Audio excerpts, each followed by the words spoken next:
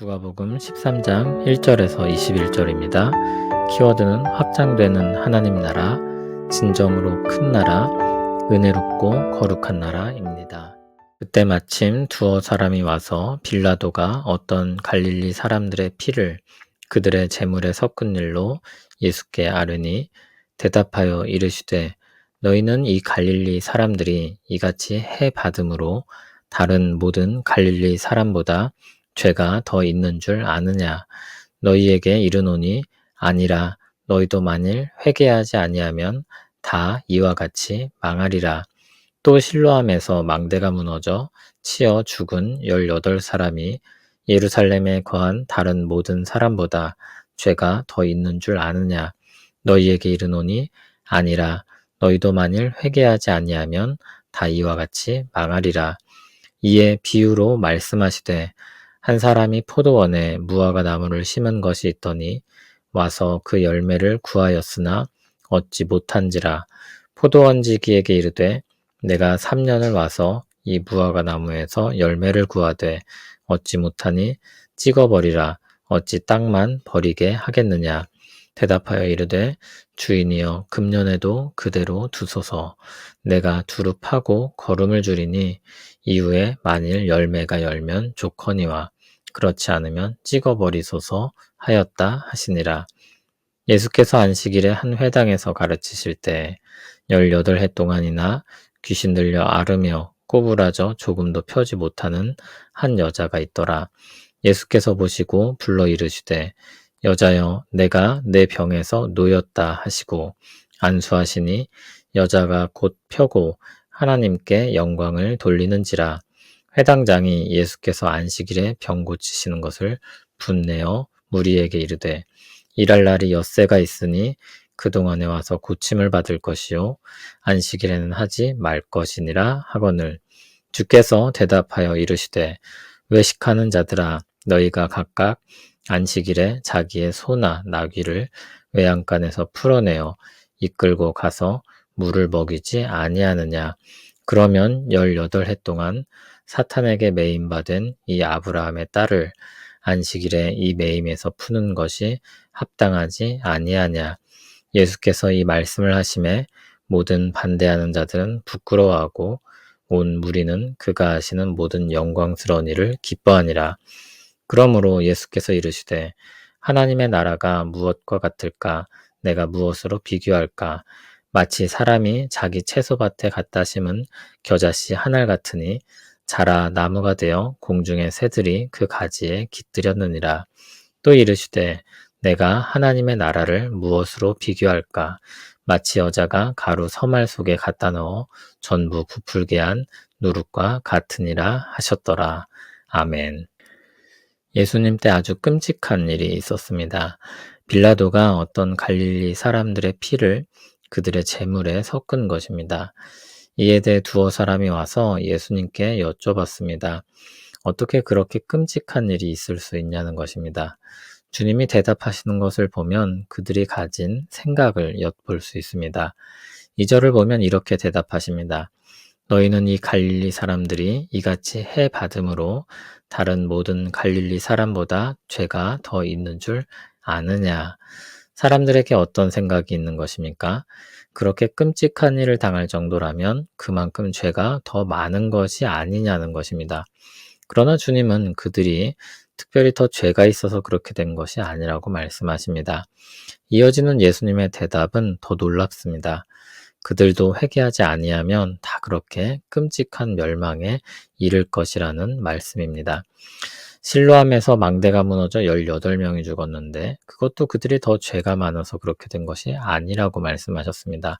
그리고 또다시 말씀하십니다.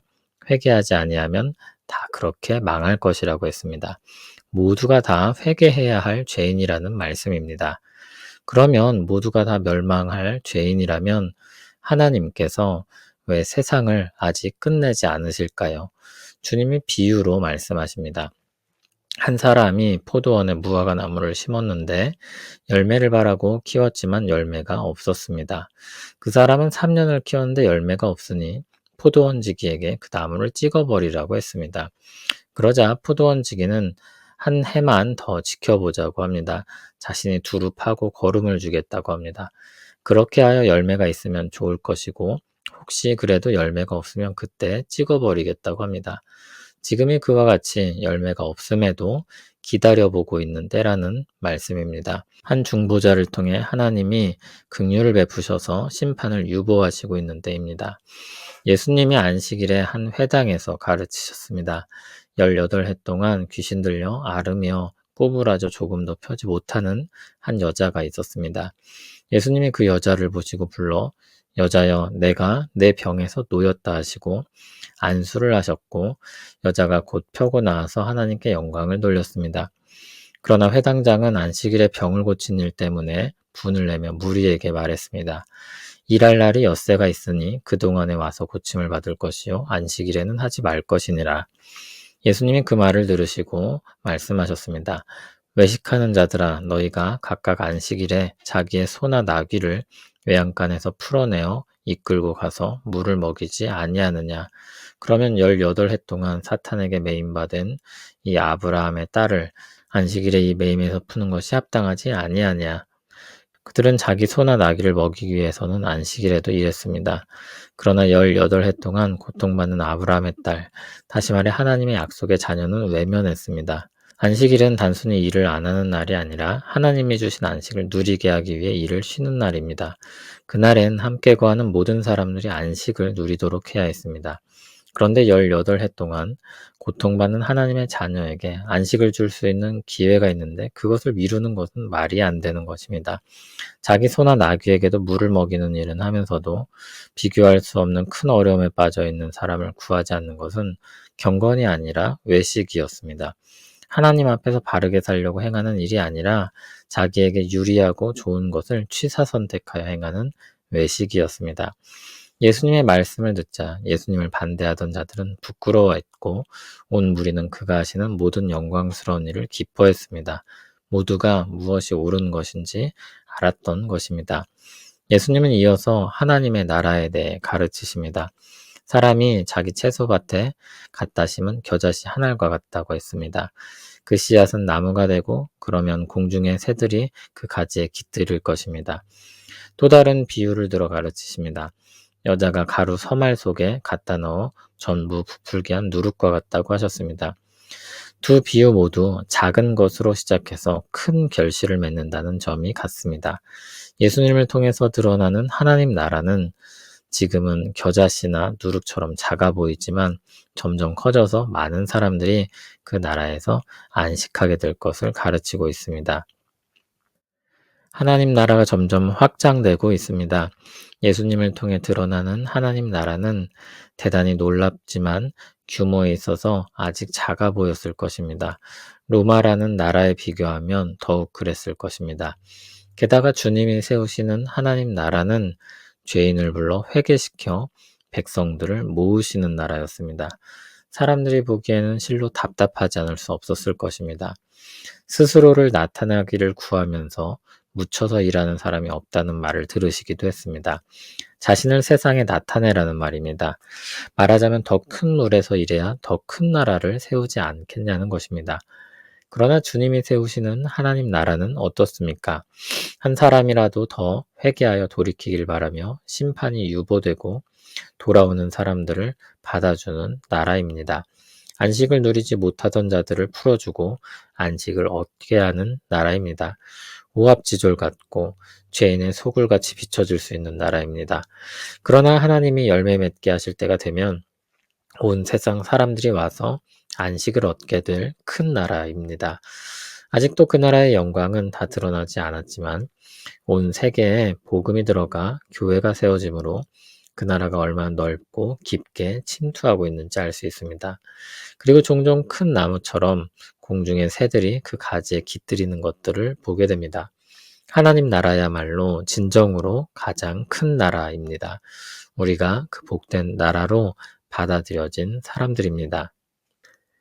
우리는 하나님의 안식을 누리는 나라의 백성입니다.